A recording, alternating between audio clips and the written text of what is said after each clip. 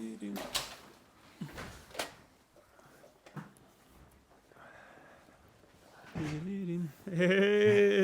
Jai Gurudev. Jai Gurudev, Vrishakapiananda. We are just leaving the ashram now, so we might as well walk around. You might show me a different way. Maybe we find a bench somewhere and sit, bathe in the sun if you want. We just walk, see where the... Let's go to the garden. Yeah, we can go. We go around, walk a little bit, walk the talk. But let's do a loop, make a little bit of parikrama before. Okay. Okay, sir. So, Vrishakapi, giving a little bit of context, we want to show the whole world what does it mean to live in an ashram. We want to meet the people in the ashram. Jai Gurudev, we have families here with children. Haribol! And just show you another perspective, see it from a different point of view, and meet the people who are living here, the residents. And when I came here, I heard someone speaking Romanian, and I said, "What's this? There are more Romanians in this world. We're everywhere. Just so you know, we are everywhere." So I met Vrishakapi. This is where we met here for the first time. And let's share your story, bro. How you came here, what brought you on the spiritual path, what does it mean for you to be a brahmachari. We should explain what a brahmachari is. It's basically a monk, but he's going to tell us more. What does Ananda mean? So yeah, start from the beginning. Beginning. So yeah, how did you end up in an ashram, bro? From Romania. From Romania. Well, I didn't came to the ashram from Romania. I came from Madrid, Spain. To Madrid, I went from Romania. I spent there 18 years trying to find happiness in material things. Life. Yes, I tried to make so much money. I remember I was so decided to make money that the first week I got to Madrid, I told my father, we should spend the least money possible on food. We can survive with 1 bag of potatoes and 2 liters of oil per week. Typical Romanian attitude. Yes. Potatoes, we have food. So he laughed at me, and then he took me to a supermarket, and in 2003, with 40 euros, you could fill up a cart of food, a big cart with 40 euros. So wow. You imagine, when I saw that, my dreams of austerity went out the window, because I could eat everything I wanted. That's why you grew so big, like a strong man. Yeah, yes. So,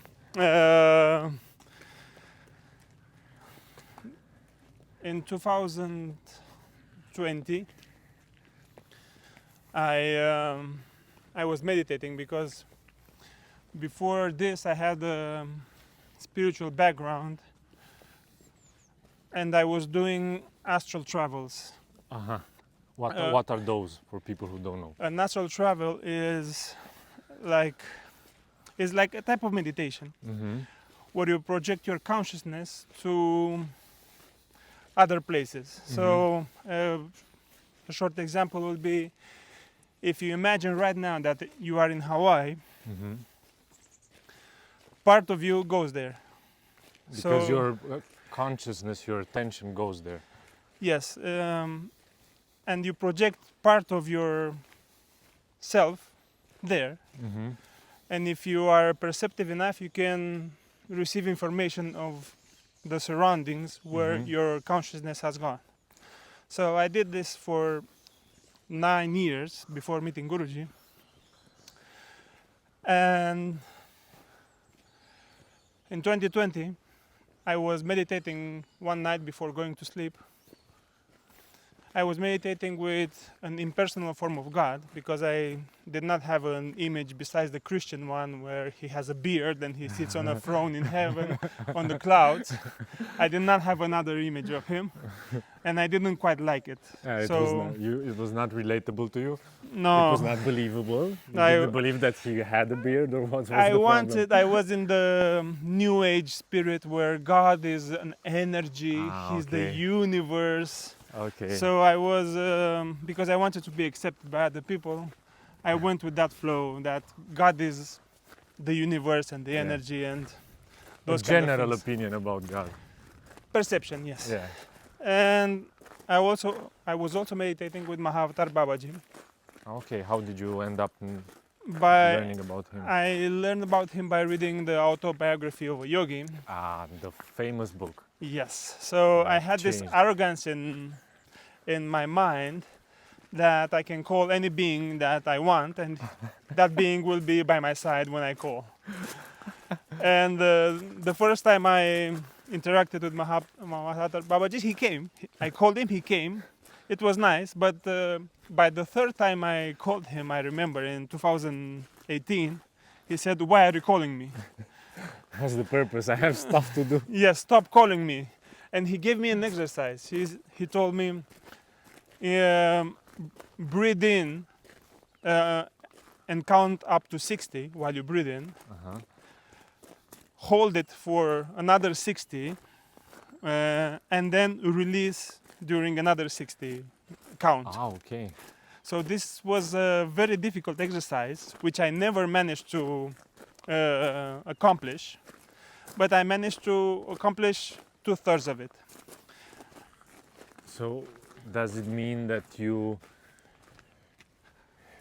could hold your breath for how long? I could breathe in for,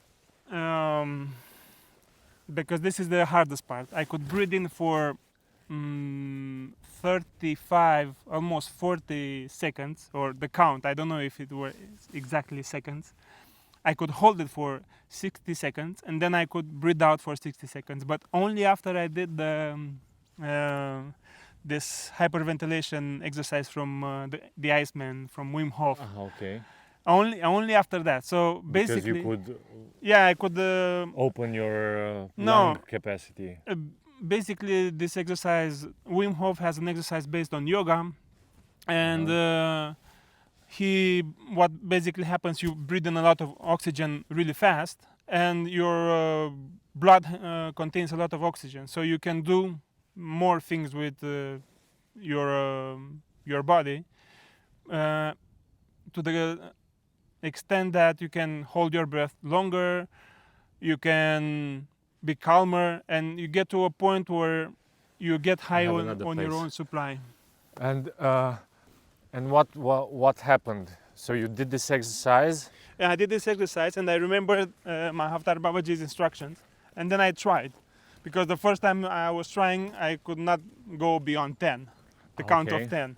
It was very hard. Uh-huh. And I managed it. It was okay, but I didn't give it more More thought. more importance. Uh-huh. And then in the winter of 2020, just before COVID started, I was meditating one night and I perceived him. He said, "Will you deliver me your spiritual path, your spiritual evolution, progress?" And I said, "Just a moment, Mahavatar Babaji, I will ask God if it's okay." So you also spoke with God. Yes, so the presence I perceived back then. Okay.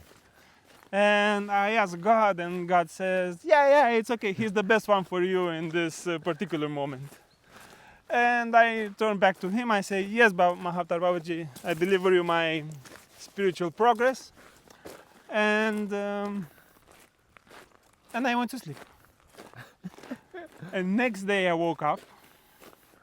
Just a normal day. I didn't feel anything special, or I don't know. didn't see visions or something. And I went on Facebook. And on Facebook, I started scrolling like we all do, vroom, vroom, vroom, Yeah. vroom. And all of a sudden, Paramahansa Vishwananda's photo comes up, Boom.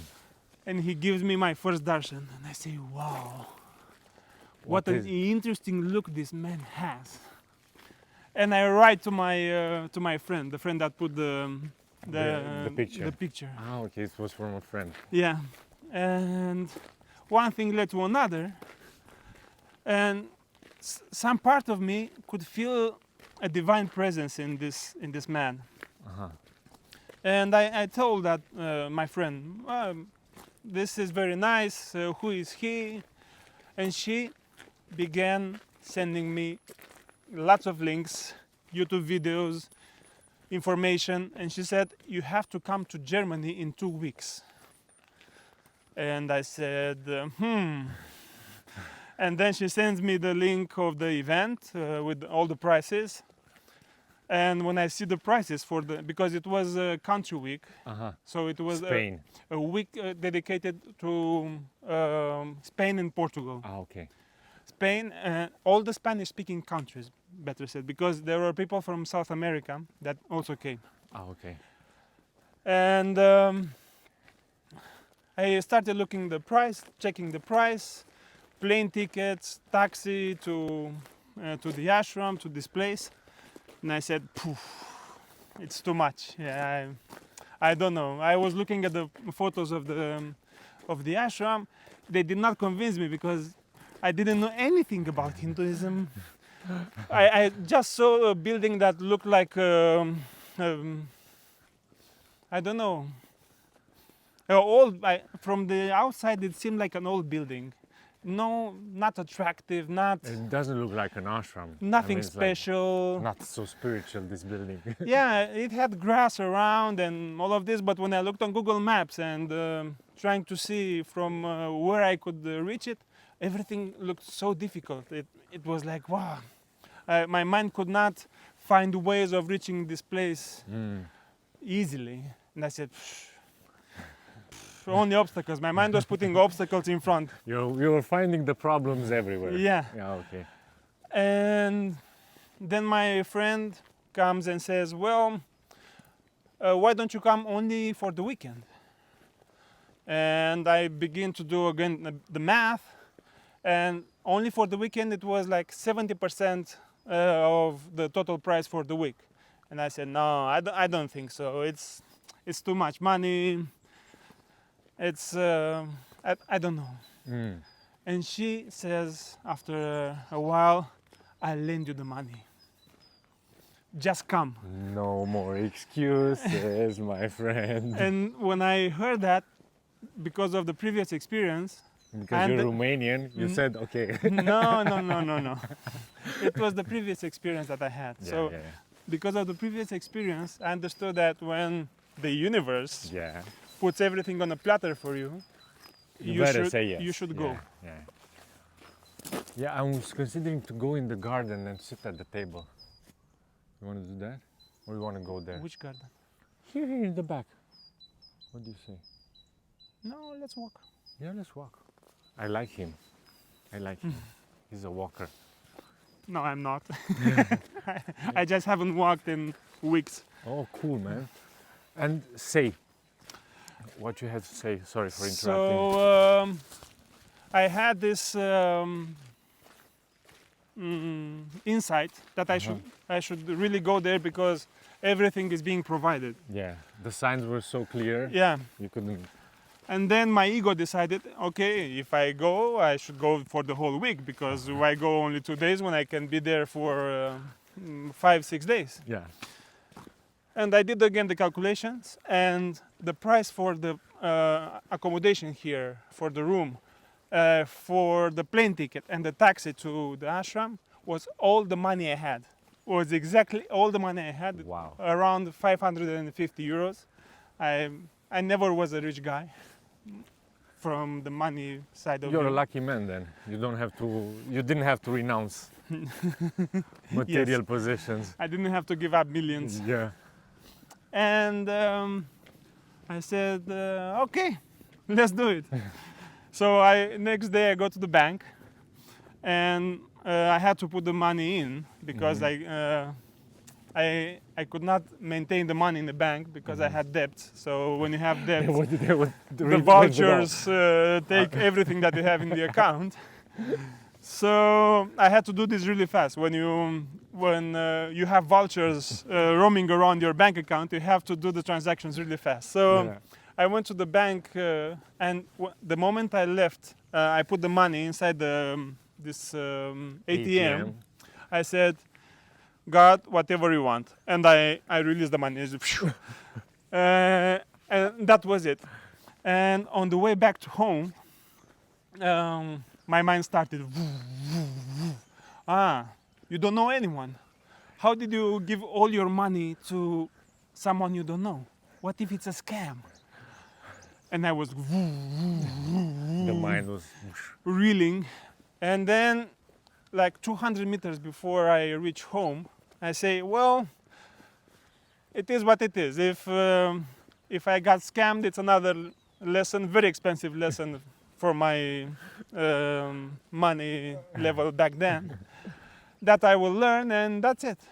And then I say, Babaji, please, if I did the right thing, send me a sign, show me a heart until I reach home. Man, you were specific, man. I don't know why I said that. I don't know why I Show asked me for a specifically a heart, because I was walking between buildings and parking lots, and normally there was no heart there. So I don't know why I said heart. I could have said an elephant or Whatever, a star, random whatever. stuff, Yeah. So I keep walking, and after 50 meters, I reach a corner of a building, and from around the corner there is a woman with a brown jacket and a belt, and the belt had a heart on it. And I say, yes, thank you, thank you. And then I relaxed a little bit. Yeah, I said that. And then in the afternoon they began to contact me from Bhakti Marga. I saw that they put me in some WhatsApp groups. I saw that everything was organized, because when it's a scam, they quickly take your money, but then nobody will reach out to you. No one says anything, yeah. And it was not a scam.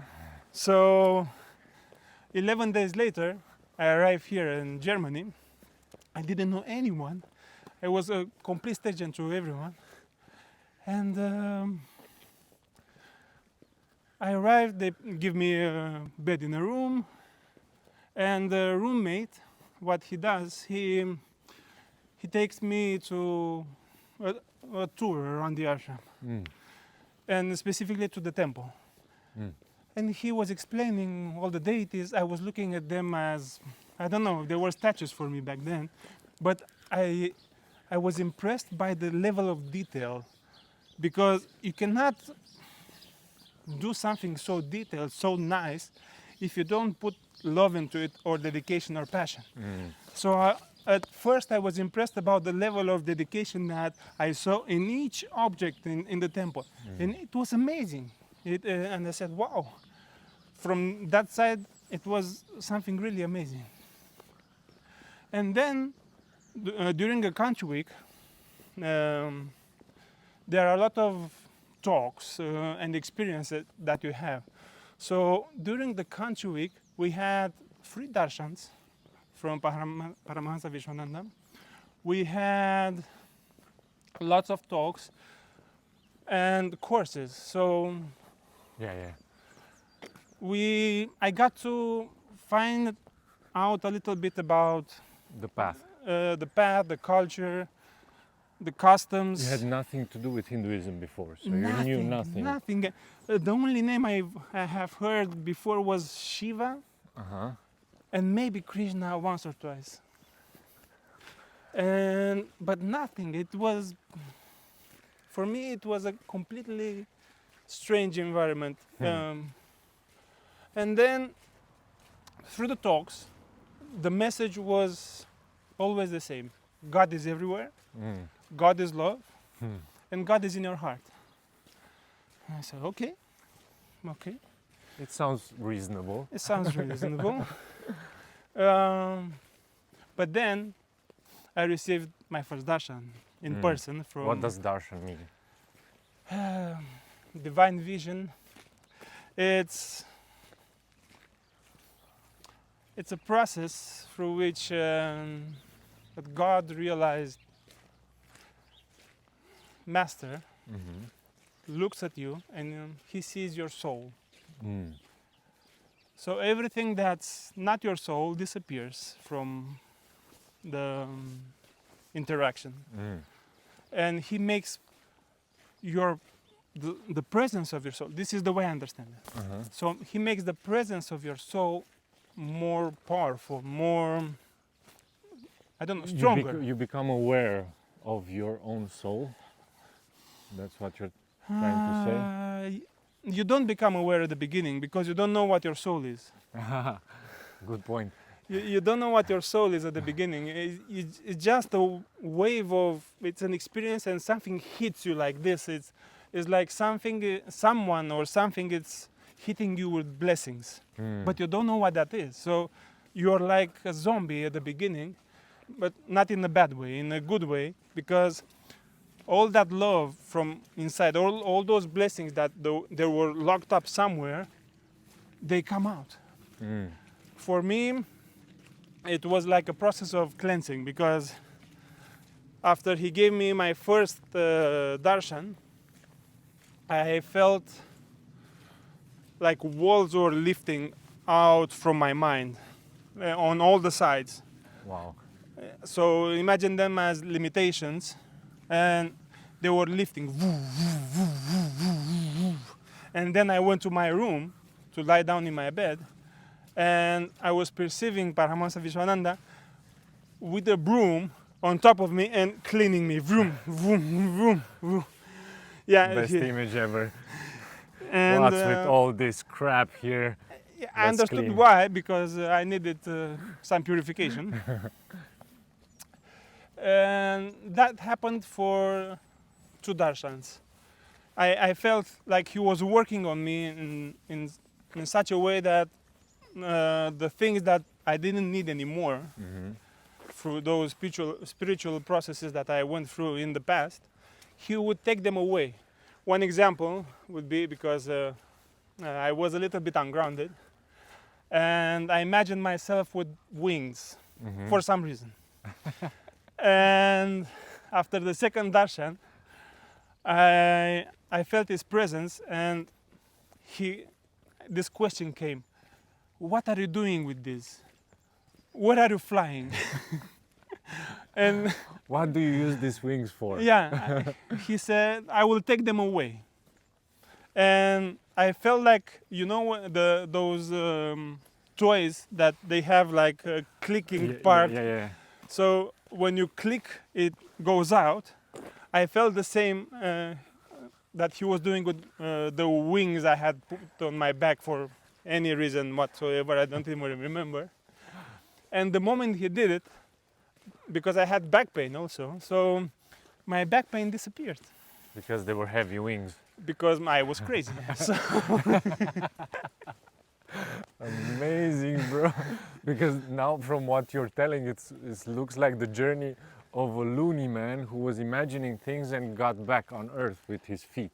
I wouldn't call myself a loony man. I would just say that I was not wishing to live in this world. I was flying around. I was trying to escape this world because I could not accept what God had put in front of me. Ah, very good point. Before I met Guruji, I was during 9 years in depression. So that's a lot, man. Yes. How did you survive? Counter-Strike. And computer games. I was so stubborn. Counter-Strike. Yeah, that was my recipe. Headshot. That was my recipe. I was very stubborn because I saw the effect of antidepressives in people, and I did not want to go there. I did not want to take pills to get medication whatsoever. To solve a problem that I did not accept I had. Ah, okay. Because but you're not acknowledging the depression. No. Because I was spiritual.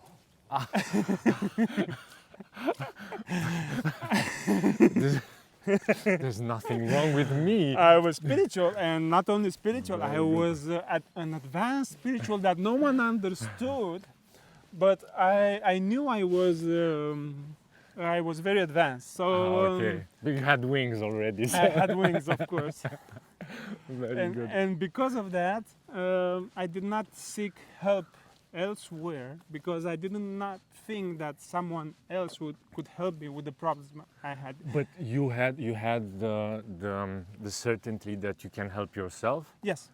Okay. So you were holding to that. Okay, I can do it by myself. I don't Yes. need anyone. Yes. Okay. And it was proof to me because in my meditations that I had, imagine 9 years of meditation, you don't remain only ungrounded. You get also some good parts out of it. Of course, it's a spiritual practice after all. Yes. It's not guided, and maybe that's the danger of doing this type of practices without a proper guide. But you still have I never some had benefits. a physical master, but there always was some master in another dimension that I could perceive, and they were guiding me. For example, when I became vegetarian, I was asking them, what should I do next? That was my typical question when I felt that I'm stuck. Okay. And I was asking them, what should I do next? And the first time they said you should not eat meat anymore, I said, ha ha ha, you must be kidding. This is not for me.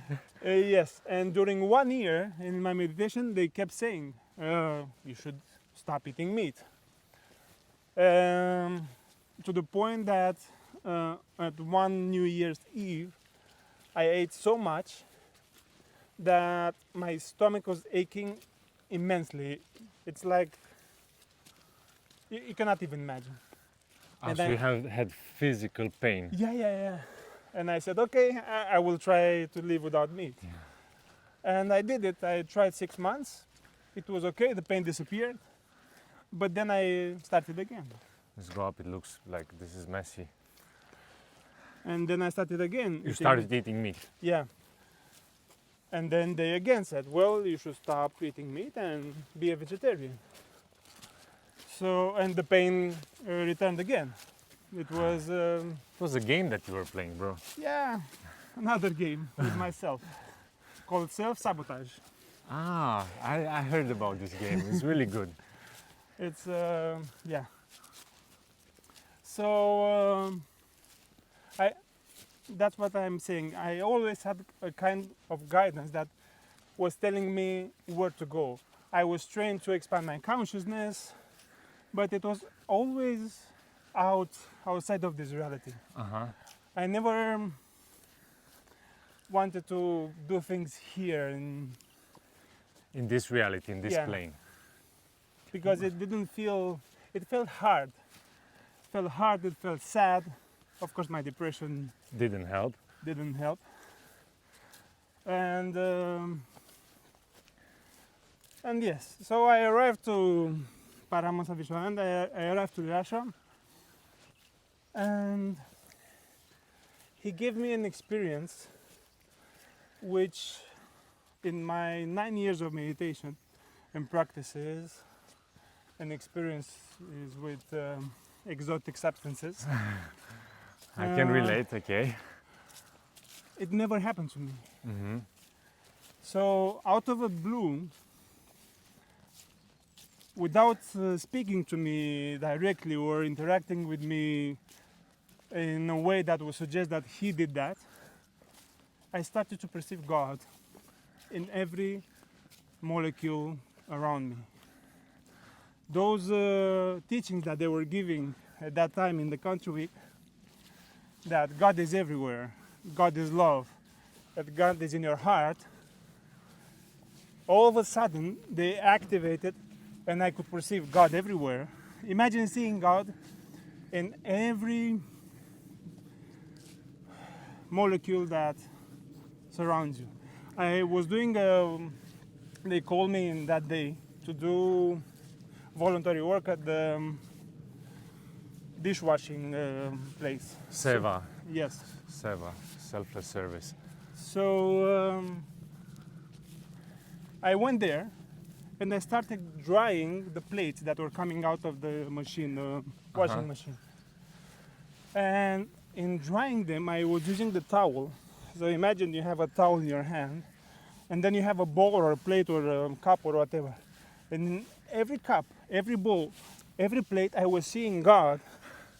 And I was so enthusiastic because I was drying God. I was using the towel, which was God, to dry God that was a plate. And I didn't take any substance. I did not went to powerful meditation, or I didn't have direct contact that day with Paramahansa Vishwananda. It just happened. And it was crazy. It was such an amazing experience. How long did it took? And It lasted for 3-4 hours that night. wow. And the amazing thing is that I could perceive God everywhere. I could perceive God in all those things that were surrounding me. Then I went out to the lobby of the ashram, and I started speaking to people. And I was perceiving God also in them. And it was amazing, because I was feeling the love of God in my heart, and I was trying to give that to the other people. And the people were coming to me. They were attracted somehow.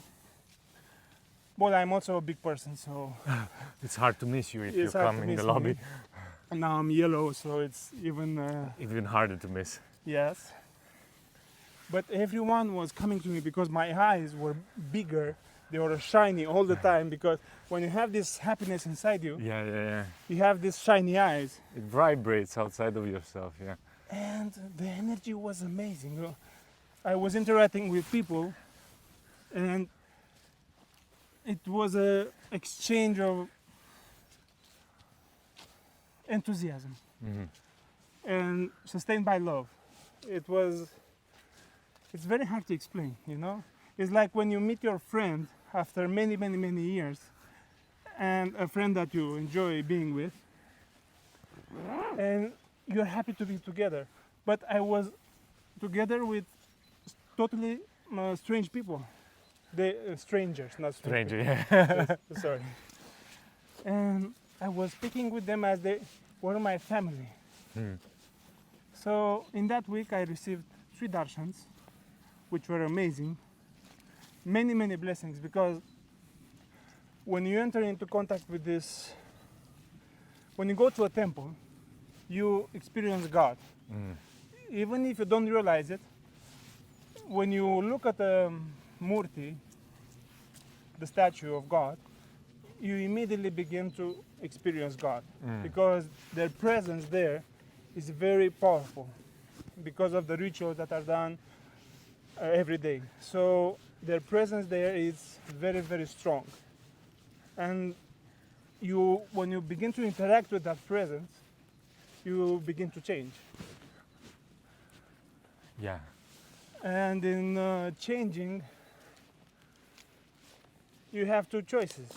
You either run away because you are scared of what happened there, Or you accept it. or you want more.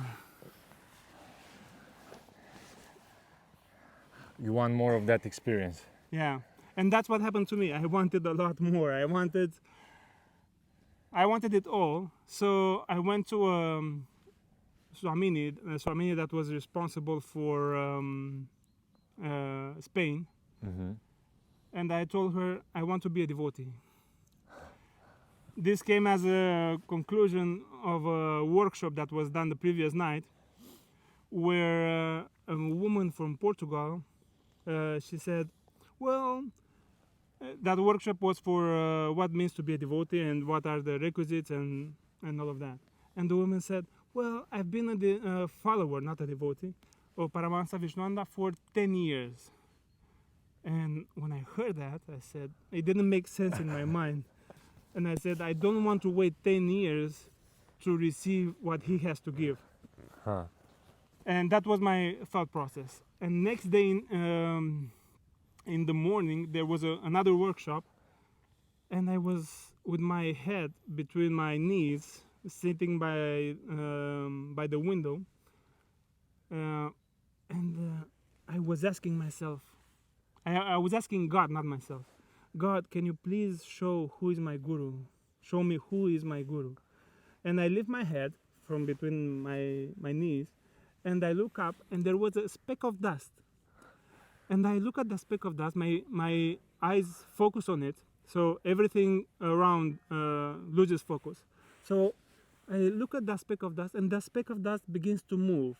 And it moved, it moved, it moved, it moved, it moved, and my head was turning with that speck of dust. And at a certain point, after moving like, I don't know, 45 degrees in my head, I lose focus of the speck of dust, and I see exactly the picture of Paramahansa Vishwananda.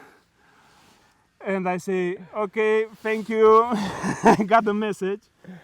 And then immediately after that, I went to the Swamini that was responsible, Swamini Prabhavati, and I told her, I want to be a devotee. And she looks at me like with a strange look, are you sure? And I said, yes.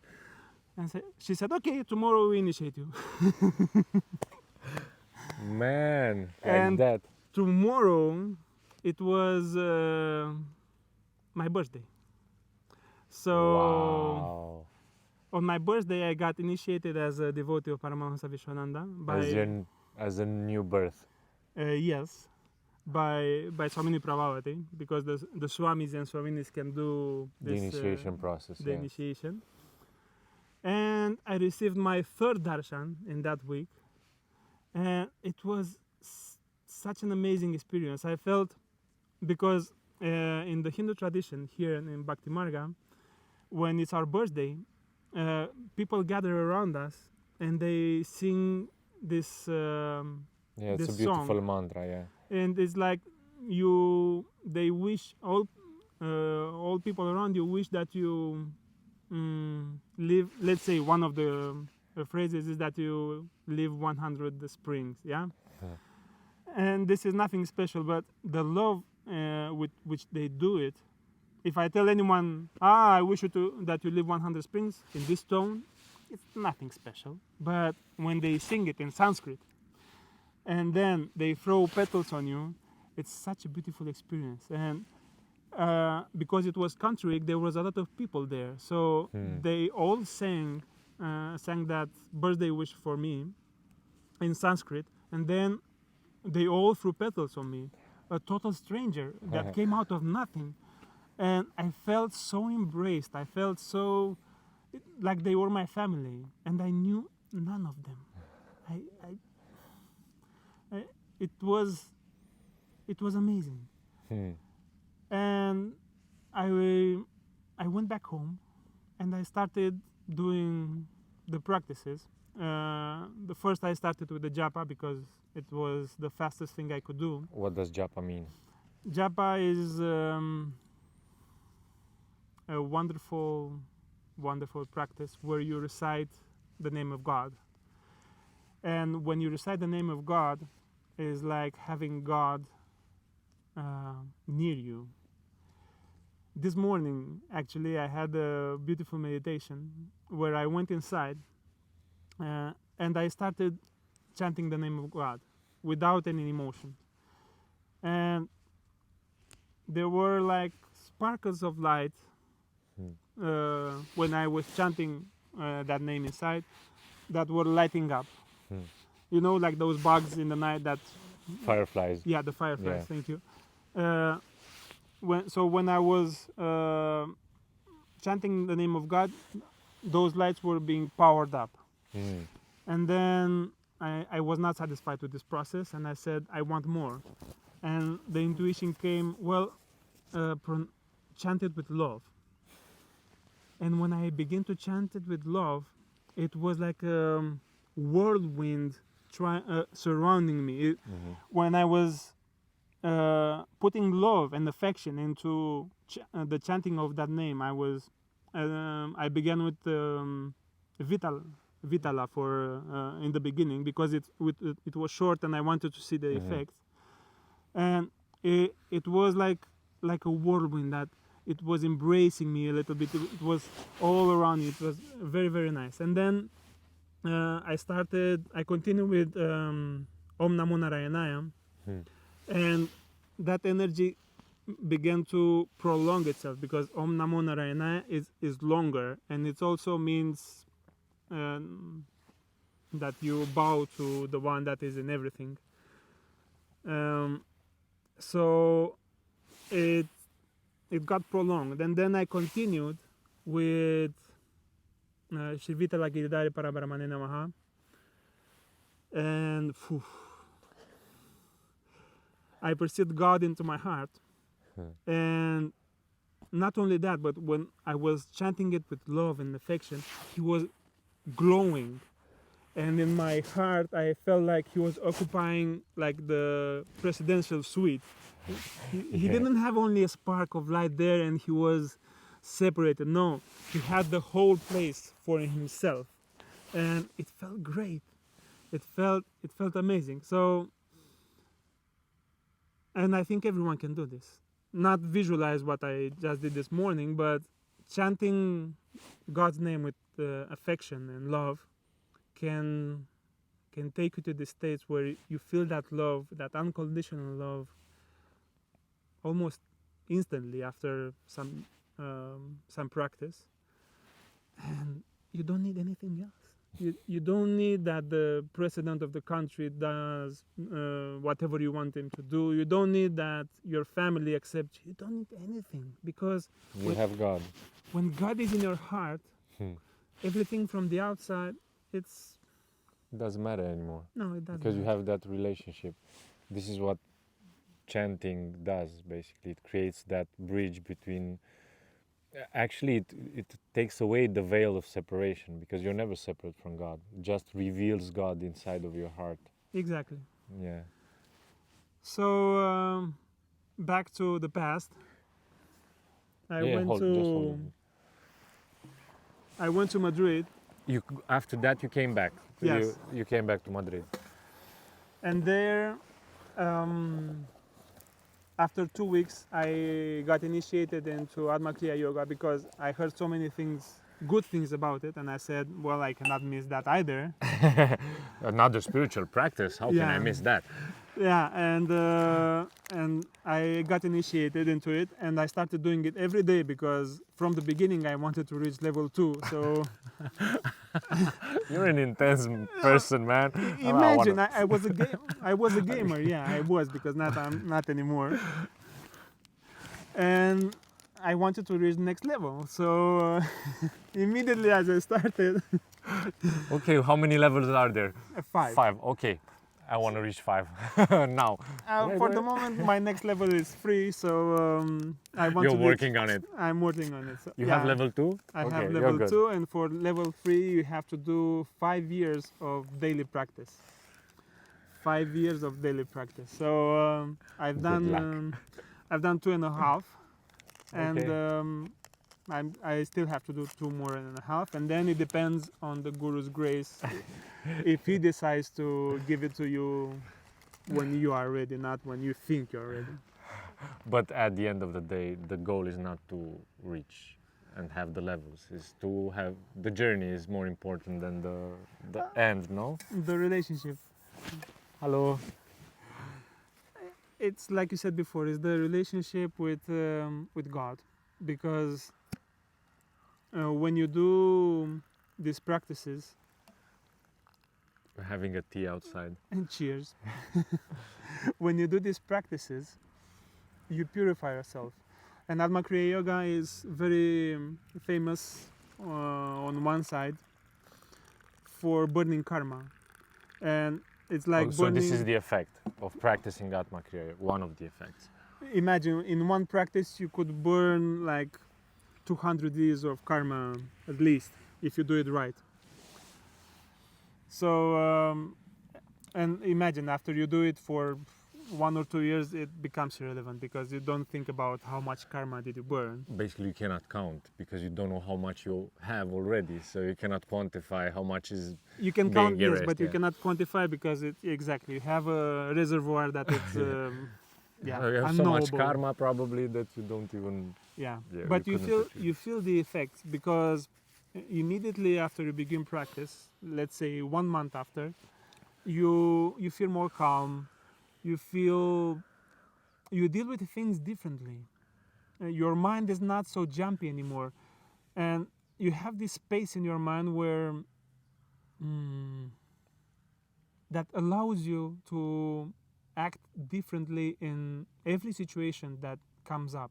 And that's amazing. I don't know, I was stressed out when situations that were unknown, when the unknown was coming to me. My mind was freaking out. What do I do? What do I do? What do I do? And after practicing brahmacharya yoga and doing japa, the what do I do was like little bit softer, and there was not taking over you. Yeah, there was a space around with, okay, it's coming.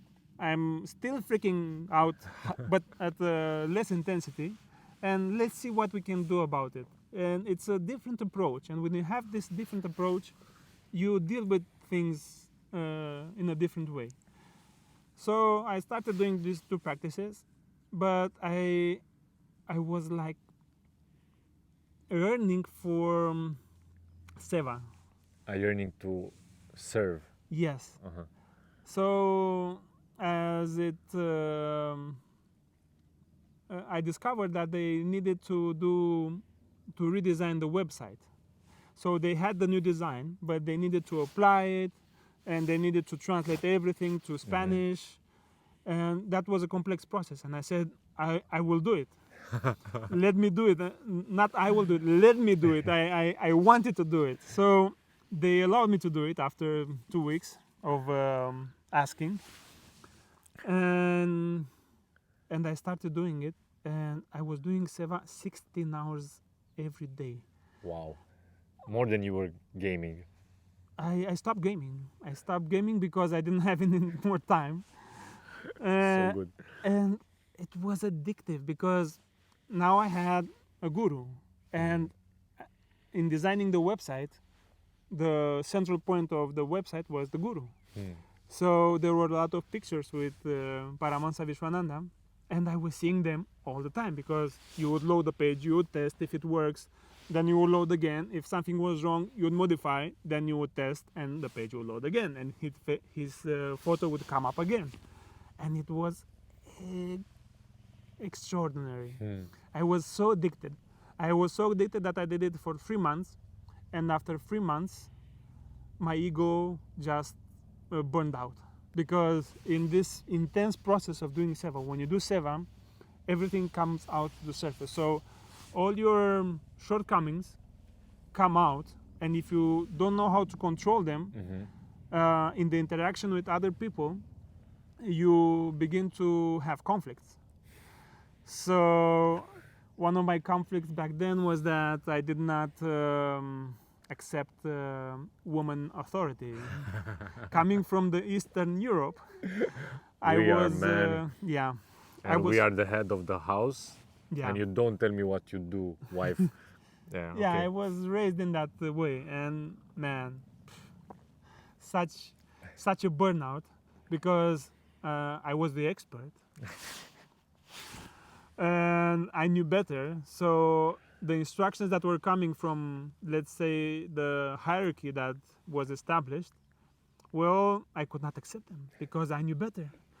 And I knew better. I thought I knew better, but I did not knew how to respect the structure because I never worked in a team. No, in a big company.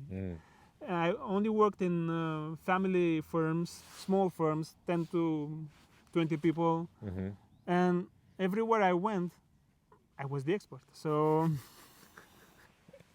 no one knew better than me what I had to do. But in a big international structure, as Bhakti Marga is right now, they created in the headquarters, they create the image. So you have to respect that image and to implement it in everything that you are doing. And constantly, the first 3 months, I thought I knew better. And of course I didn't. And because of that, they were trying to gently tell me that what I was doing was wrong. But I did not accept. and especially from a woman woman. authority.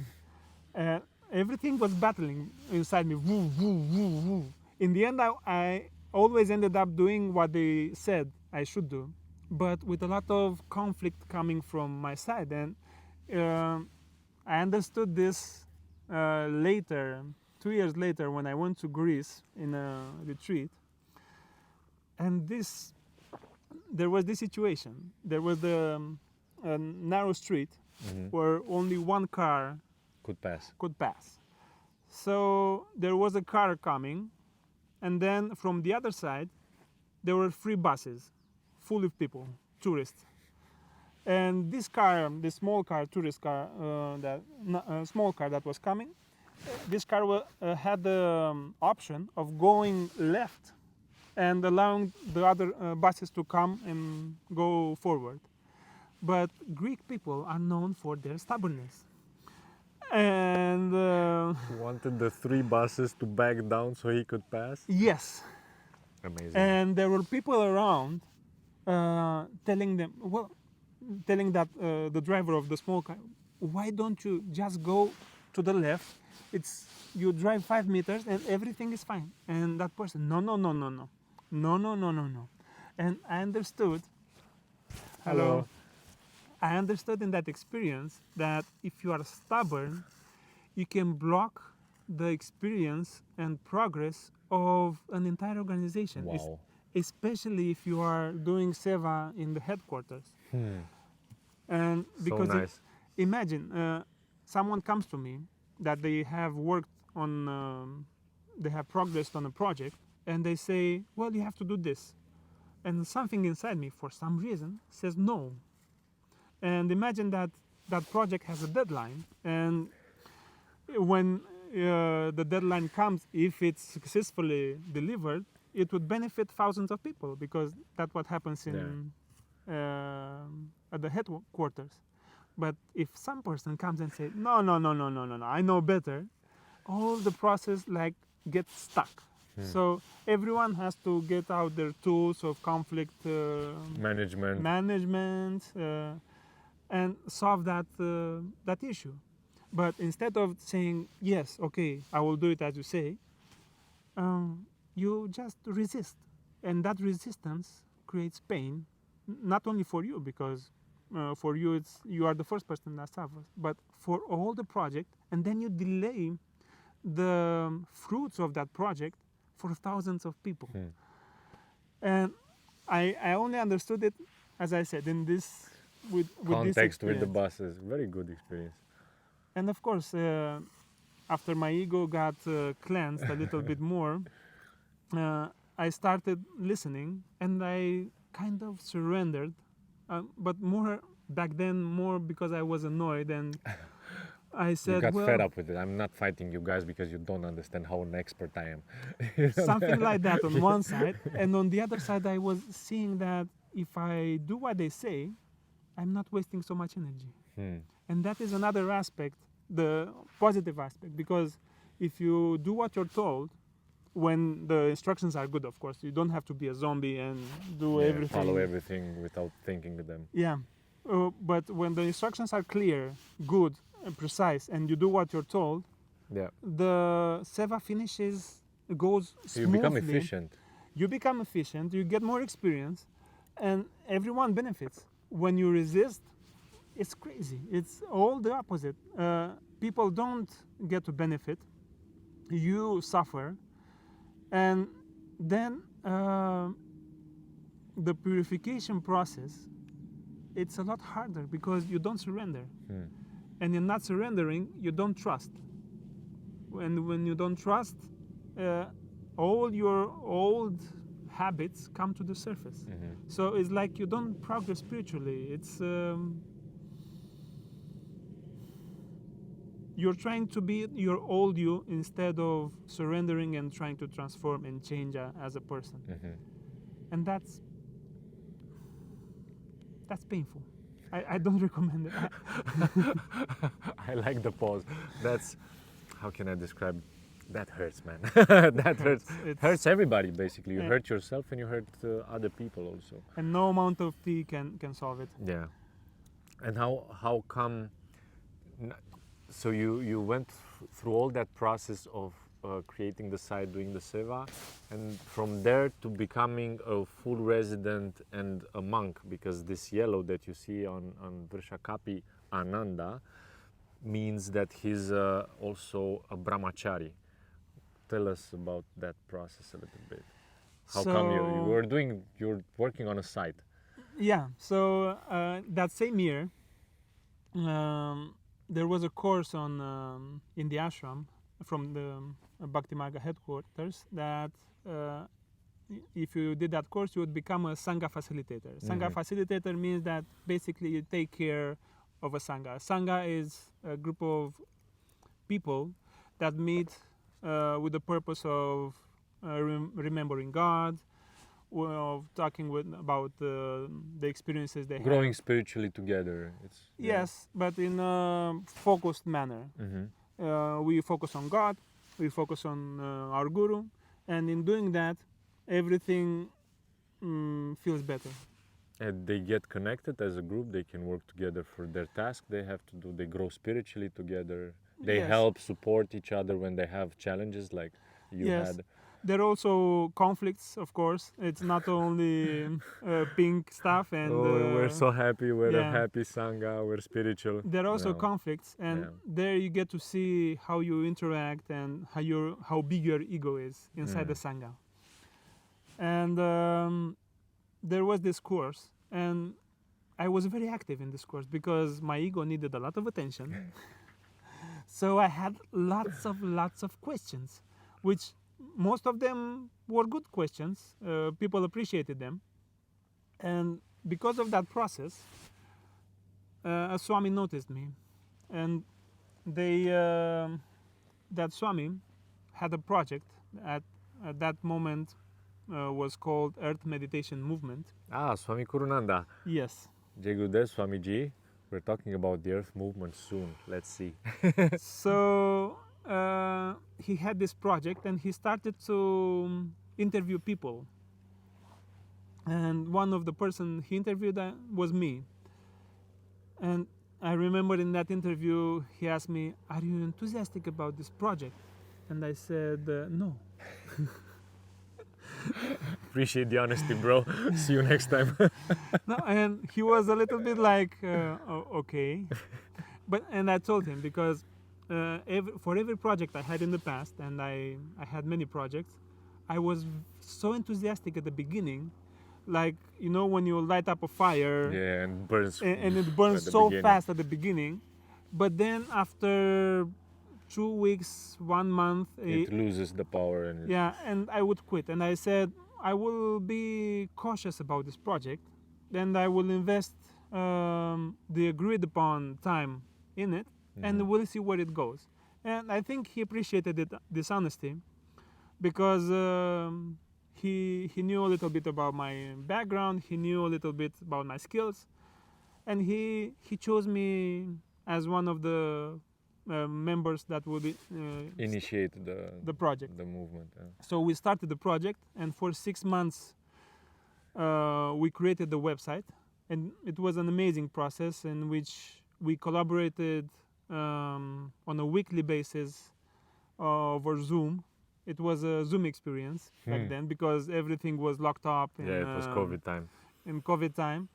So we did everything, all the meetings with all the partners, all the parts involved in creating the project, and it was amazing.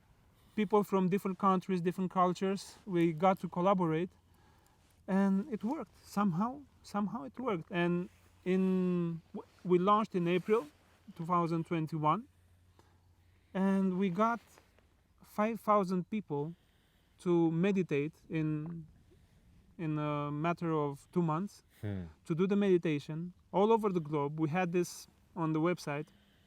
We have this globe, and you could see Countries where they meditate. yeah, a point would appear when a person said, "I have meditated."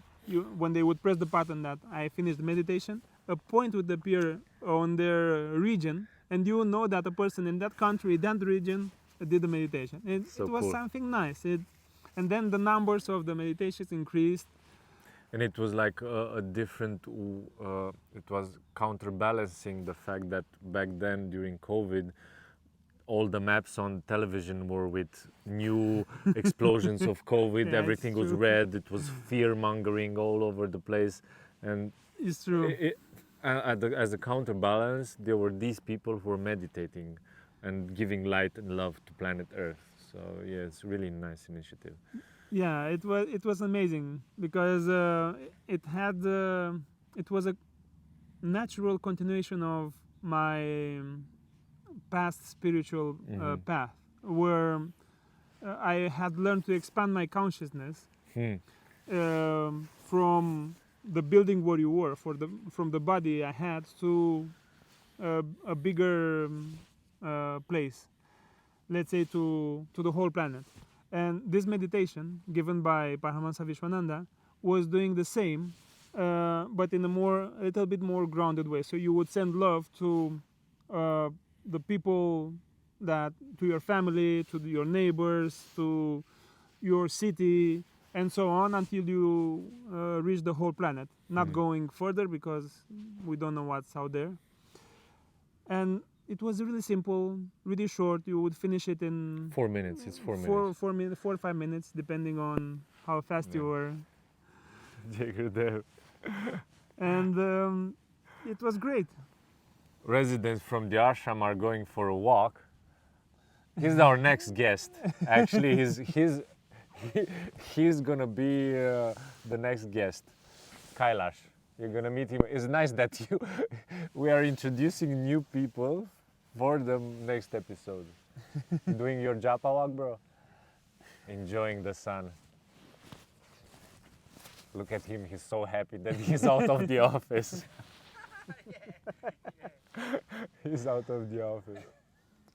Yeah, this is a lot of work. So these people work like crazy. I mean, they work on a daily basis like no other people I've seen. And it's nice to get them to get some fresh air in their free time, not during work. Not during work, only when they're free. On Mondays. On Mondays. So see you on the next episode, Kailash, yeah? Okay, can hardly wait to talk with you, bro. Amazing. It's so beautiful how things happen. This is a really beautiful example of how things happen in the ashram. Like always this happened in the ashram. It's this coincidences. A lot of coincidences, yeah. Or how some other people call it, synchronicities. Synchronicity. This was coined by Jung, I think, this term. He came up with the term of synchronicities. Look it up. Yeah, so we had this project, and on 2021 there was the Jazz Love Festival. So all the team wanted to meet, all the Earth Meditation Movement team wanted to meet in person at the festival. It was such a nice goal. But again, I didn't have any money because I never had a lot of money. I Poor you. Yeah, and I never had more than 3,000 euros. Never. In your life. In my life. In your life. That was the top of your... the top. Hello. And one thing led to another. Some people helped, and I got to the festival, and I thought, well, I go to the festival, I will take clothing for 5 days. The festival would back then was 10 days, and I said, I take for 5 days, I will put them in a washing machine, I will wash, and then I'll have for 5 more days. The plan was good. And I come to the festival, I meet Swami Kurunanda for the first time, and the moment I looked into his eyes, it was so amazing.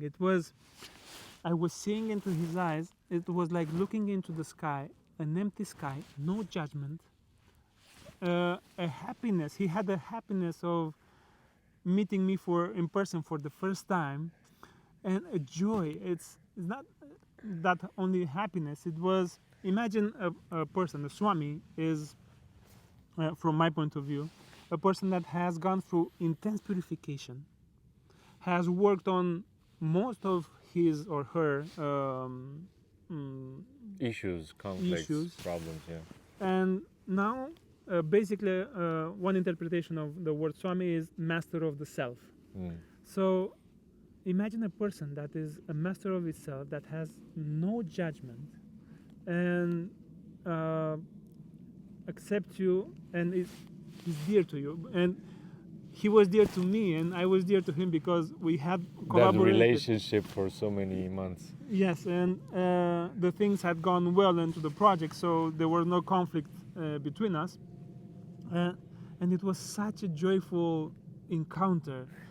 And when I looked into his eyes and I saw that I had that experience, I immediately thought, I want to be a Swami to give other people experiences like this. Level up. Yes, another level up, of A course. level up. So what are the colors? It's yellow, red, And- orange. and Okay, orange. I'm aiming Exactly. for orange. I'm aiming for orange, and right now my aim is to. Back then it was 10 years. It was to reach a Swami, to be a Swami in 10 years. So right now, You're amazing, bro. I love your goals. Okay, I want to have. you need goals, because when you go on the spiritual path, everything starts to crumble. Everything from your Old life. starts to crumble. So if you don't have clear goals, you go crazy. You go crazy, and you don't see the meaning of doing anything, because your mind tries to escape this new environment you got yourself into, because you don't know. At the beginning, most of the people don't know what is Hinduism, don't know what are the effects of doing japa, of doing puja. Puja is a ritual that through which you venerate a physical form of God, The murti. the that we're murti, talking a about. small statue of God, and it's a very sweet ritual, because you invite them into your home, you wash their feet, you wash their hands, and then you give them food, you give them water, and it's so sweet. It develops a personal relationship. Yes, and I started doing it very late, because I was a perfectionist back then, and there were so many elements in doing puja, and I was afraid of doing it wrong. But then I realized it's better doing it wrong than not doing it at all. So I started, and usually when you have experience, you do this puja ritual for like 10-15 minutes. But when I began, I was doing it in 1 hour. I took the time to Forever, do. man. No, but I was enjoying it so much. Ah, It it's a was bit it was so perfect. sweet. Okay, so when you do all these practices, the mind wants to escape into the old habits, because you have your old habits, and the new habits that you adopt are fighting with the old. And imagine you like to watch series on Netflix, yeah? Your mind will want to get out of the practice and go and watch some series on Netflix. Because the series give you this dopamine release, and you get instant gratification. So you want that instant gratification. You don't want to work a few months for something that you'll see The results maybe yeah. later, yeah. You don't want that. Your mind wants instant gratification. So you want to, I don't know, watch a football match, whatever habits you had in the past, you want to do them. Your mind wants to go have a beer at the restaurant, whatever. It wants to escape. And This was after meeting Swami. yes, at the festival, going back to the festival, I met Swami, who had a great time, but I could not disconnect. I was like in this space at the ashram. When the festival takes place, everything is enhanced. All the blessings are enhanced. You meet new people everywhere. You meet people that you have that you know already. So you get to hug a lot of people. You get to connect, yeah. It's really beautiful space. And it's amazing.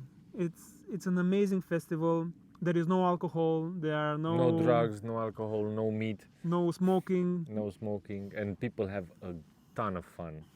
and lots of blessings. it's something that you don't understand. I saw during the years, because I've been here already for 3 festivals, so I've seen people that came, and because the name of the festival is Just Love, they're It has a hippie vibe to it, and people say like, "Oh man, yeah, or it's a hippie festival." I saw them kissing a lot, and of course, for a monk, seeing people kiss, it's not so easy because it's It's challenging a little bit, I say. it's like temptation, you know. When, let's say, you are on a diet, and when you are on a diet, you don't eat specific foods. And for a monk, well, we have this vow of celibacy.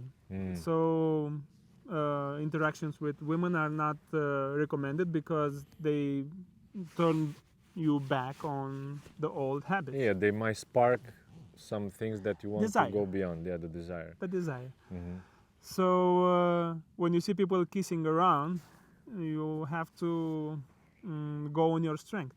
You have to remain in your space and not allow the mind to wander into the past, for example, because that's where it wanders, or some other fantasies. But being a monk is different, because you have this strength. You have developed this strength. If you do the right things, you develop that strength, and you have this clarity. No, that's not for me. I will focus on what I have to do. So going back to the festival in 2021, I was in this bubble, and for example, my phone, I did not use it almost at all, because I was only using it for watching the time. What's the time? The rest, So you don't miss the events, basically. don't miss the events, or basically that. And at that festival, this wish was growing stronger to stay at the ashram, because imagine you arrive at the place where you feel extraordinary. The first time I arrived, where I felt like everyone was family, then you come back after 1.5 years, and again you feel extraordinary. You want to stay there. You don't know what will come, but you want to experience those amazing feelings continuously. So I went into the temple and I prayed to Mahalakshmi, and I said, would you please allow me to stay here? And she did. You never left? I never left. I'm here now. We are since in the festival. Yes, now it's January 2024, and I came here in July 2021, and I never went back. I went back to take my clothes and some stuff, but I never got back. And the way it happened, it was very funny, because I'm addicted to seva. I don't know. It's a drug. So I wanted to help during the festival, not just only enjoy. I was enjoying also, but I also wanted to help. So the person that you saw earlier, Kailash, that will be the next guest, he was the area manager of facilities. And there was I did seva with him during the festival. And after the festival, there was a very intense job that I didn't know it would be intense, but it was called wood splitting seva. And the person I did seva with, there was another guy. He said, do you want to stay more at the ashram? And I immediately say yes, no hesitation. And he said, well, we have this wood splitting seva. And in my mind, I was imagining, we will go to an atelier and we would cut some wood, some small pieces. There will be some dust, but I will manage. Me, the IT guy. Yeah, I was coming from many years of staying at the office. No physical job. Cool. And he asked Kailash if I can stay. Kailash said immediately yes. This big guy, of course. He's a big guy, he's a tall guy. We need this type of people. He said immediately yes. And I said, how long can you stay? They said, how long can you stay? And I said, I will stay until this seva is finished, this project is finished. And we started, and the wood splitting, it was not what I had imagined. The wood splitting was a process where we would put 300 cubical meters of wood onto a wood splitting machine. So we imagine a wood trunk from a tree, and some wood trunks would weigh 200 kilos. Yes. So we had a machine that you would put the trunk on that machine, and it had A splitter in front. and It had to push the. the trunk would go against it, and it would split it into several parts. And then our job was to collect all that. load the Yeah, trunk on the machine, and then collect the split parts and put them in. Those are some heavy woods, man. Yeah. Yeah, that's heavy. So heavy imagine job. the lightest piece of wood that would come out of the machine would have 10 kilos, the lightest one. And we would do that 7 hours a day. 7 hours a day, and that process lasted for 1 month. In that month, I lost 10 kilos, and I had so much beautiful experiences because in the first 10 days, I was more tired of the drama that my mind was having. Because Then from the actual work, Yeah. the drama in the In the head. mind was. Because the brain consumes a lot of energy. So if you have a lot of energy in your mind and the brain, it takes up a lot of your energy. And imagine, I was moving like at least 3 tons of wood daily, at least. Wow. At least. At least. And my mind was in the mode of a festival. I was not in the mode of working. I wanted to sit, have a cup of tea, and have interesting talk with the swamis or some other interesting characters that would acknowledge my intelligence and my wisdom. Of course, that didn't happen. And my mind was complaining continually about this The wasted talent and wisdom that could be shared with everybody, and you have to do this. menial task of taking a wood piece from one place and putting it into another place. Anyone can do it. I'm way beyond that. Yeah, exactly. And that's what my mindset. And of course, the guru has a way of breaking this mindset, of bringing it to the surface so you can see it. And once you see it, you have 2 options. You run away from it, or you deal with it. So one of the swamis that was with us in this project was Swami Aniruddha. And he came, and after 10 days I was puffing.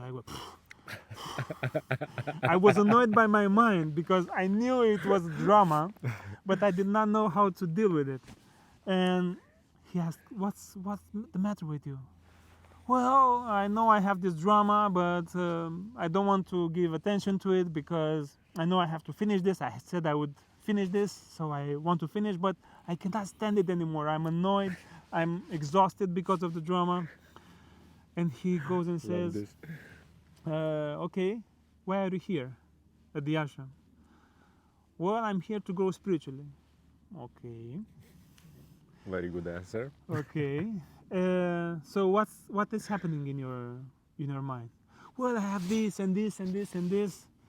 Okay, so what is this? And I say, well, this is drama. Okay, so do you know how to deal with it? I said, no. Okay, so what is the first step?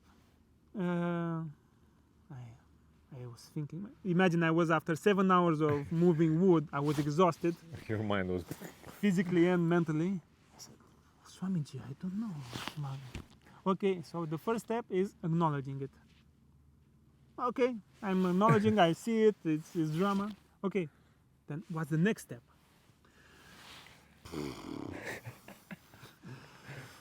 I cannot be intelligent after working so hard. At the same time, we were moving wood, so we were Because not. he's working also now. We were not stopping. What's the next step? Swamiji, I don't know. The next step is accepting it. Okay. If you say so. Okay. And then he asked, what's the next step? Swamiji, look at me. I am clueless. I don't know anything. The next step is stop identifying with the drama. Because you are not the drama. You are something else. You are the Atma. He was trying to say that I'm something beyond the drama, that this is a situation, and if I identify myself with the situation, I lose myself in it, and then I don't know how to get out of it. So he said, you have to stop identifying with the drama. And when he said that, immediately something clicked into my mind, and in my mind I did one step back from the situation. Not physically, but like mentally. Yeah. So immediately I was like relieved. And he said, after this, he said, well, to the mind you have to show who is boss. And if the mind complains that this is too hard, you have to tell it, no, we have to do it because we said we will finish, and we will finish it even if we have to work all night. I will be here and I will finish, and you will stop complaining.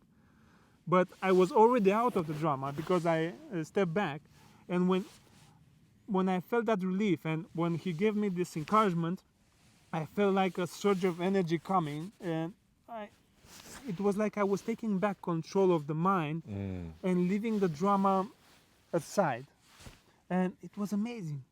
And I had this new wave of energy, and all of a sudden I was moving wood a lot faster. I had pain in my body because it was difficult, but the mind was not complaining so much anymore. It stopped. And then he says, what's the next step? There's another step. There's another step. And I tried to think and to find it, but I could not. And he said, the next step is to deliver everything to the feet of the Guru. And that made so much sense. So I did it, and immediately that night, that afternoon, the seva became different, easier, and the mind stopped complaining. And whenever I was observing that the mind was going into drama, I was stopping it immediately and did these 4 steps: acknowledge, accepting, stop identifying, and delivering to the feet of the Guru. And for the next 3 days, I was happy. And it was amazing because I was only tired physically, but it felt different. Because imagine that it felt like I was only working once, not twice.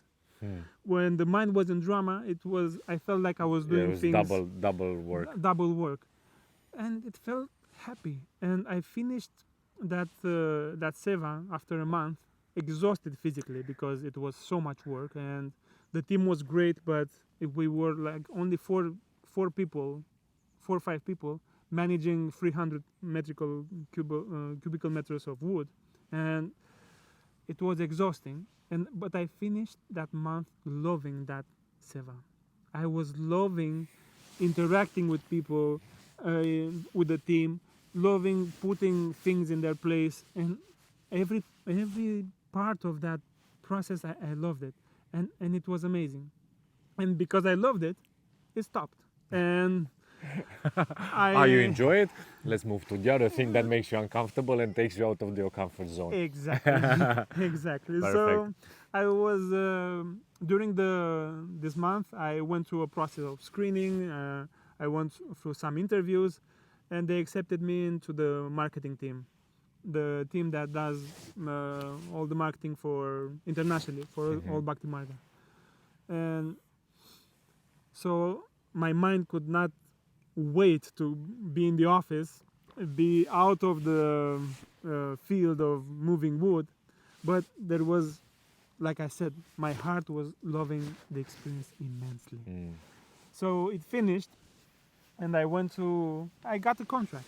I got a 1-year contract in the marketing department, and that's how I got to stay more. Become a resident eventually, yeah. Yes. And during this process of 1 year, I said, well, I think I want to become brahmachari.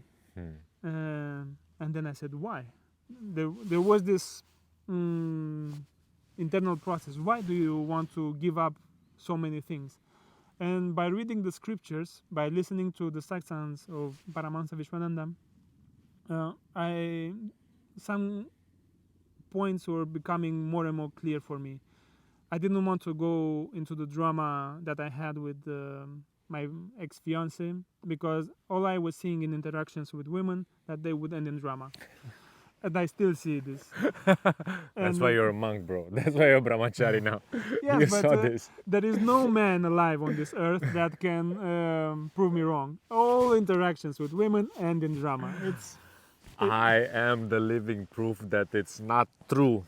I have an amazing wife, bro. I'm happy for you. I'm happy for myself. But this is the exception that confirms the rule, maybe. I don't know. I'm so happy for you. So this is one more of my points. The other one was that in the scriptures it says that if you want to achieve liberation and the state of samadhi, it is recommended that you observe a vow of celibacy. Mm-hmm. And Why do you think that's important? The liquid, it is proven, because this is a science, it's not something that you read in the clouds. Mm-hmm. So it is proven that when you don't Consume the love act. yes, and you don't secrete the liquid that comes out of it, that liquid is used by the body to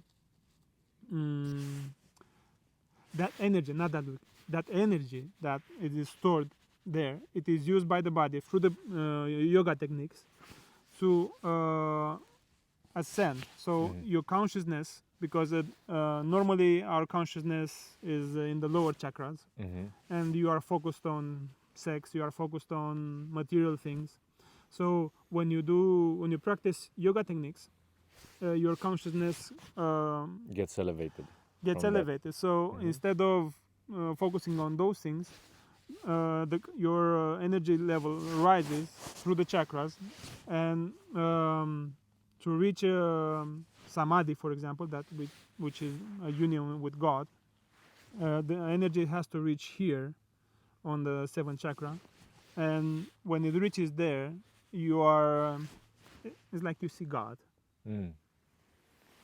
It's more complex than this, but I try to simplify as much as possible. So it helps in this process in raising your consciousness, and you have more energy. You really do have more energy when you don't use it in the normal things, in the sexual act. To be And you feel the difference. How many years have you been a brahmachari now? 1.5. 1.5 years. And you feel the difference? There are differences. The mind is more calm. You feel you found your purpose, you have your goal, and you... Oh, I felt that the moment I arrived at the ashram the first time, that I found my purpose and my path. It's when you observe this vow of celibacy, your body gets healthier also. So you don't suffer so much the effects of, you don't get a cold so fast, for example. Your immune system is stronger. Your mind is more calm, because not only because you observe the vow of celibacy, but because also of the practices that come on our path. So all in all, I am a stronger person, and I enjoy that. Mentally, physically... Physically, if you don't do exercise, you cannot be stronger. Let's not fantasize. You have to do your part. You have to do some exercise if you want to become stronger. But mentally, yes. Mentally, I'm a lot stronger. Yeah, just the microphone dropped for some reason. It's not, I don't know. But it's right good in the in what we're here now. I think it reached the limit. I don't know. We have sound, so there's no problem that we have sound. Good. This is an interesting process you went through. So, what I would like us to have a conclusion of this conversation, of all this journey that you had so far. How do you perceive yourself then and now? It's very funny because the other day I remember one song that I was used to listen before, like 10 years before. Mm-hmm. And I went on YouTube and looked at the part of the video because I didn't want to see all the video, and it had all the signs of a normal man looking for pleasures, and I said, wow, it felt like I was living another life back then, and I'm so different right now. I think I watched like 20 seconds, then I shut it off because it had many temptations. That video clip, it was a music video clip, not something else, and I realized how different I am now, and how satisfied I am that I'm different. And all this effort that I have done, it's worth it. Because I'm happier, I'm more at peace, and I have this system of obtaining the supreme goal of union with God, and I'm doing what many people want to do but don't know how to do, and this is serving God. And many people don't know that serving God brings you happiness. So I think this system that was presented to me by my guru, by Paramahansa Vishwananda, is amazing because it allows you to connect with God, connect with yourself, find yourself, and from there be happy. You have no other options. Because when you do everything that you have to do, the love comes out naturally. And when the love comes out, you are in love. And it's an unconditional love. It's not that someone tells you, I will love you if you do this and this and this. No. It's just something that comes up, like I said, when you do japa, when you think of God, and that's priceless. Very beautiful, my friend. Very beautiful. I'm happy that you chose this path and you are stable on it. I mean, this is how I see my life from now on, and I walk the path, you know.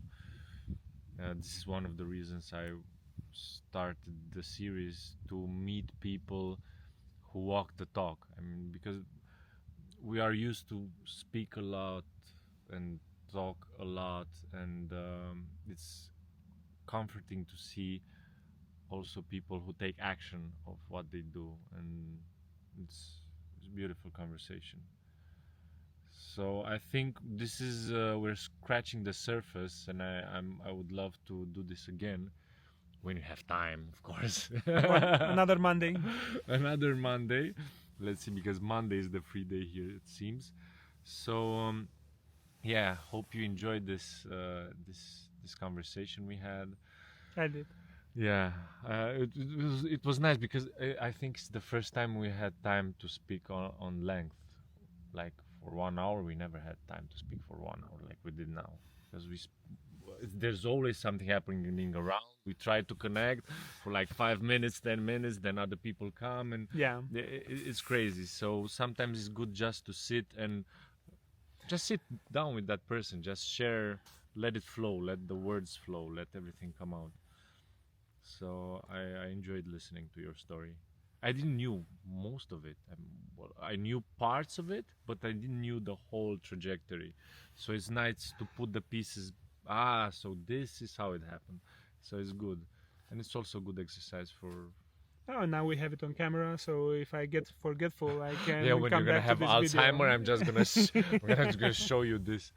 You can share this with your family and your friends and tell them, look, Yeah. this what you never listen to me, but this is what what really happened. Why I'm yellow. Yes.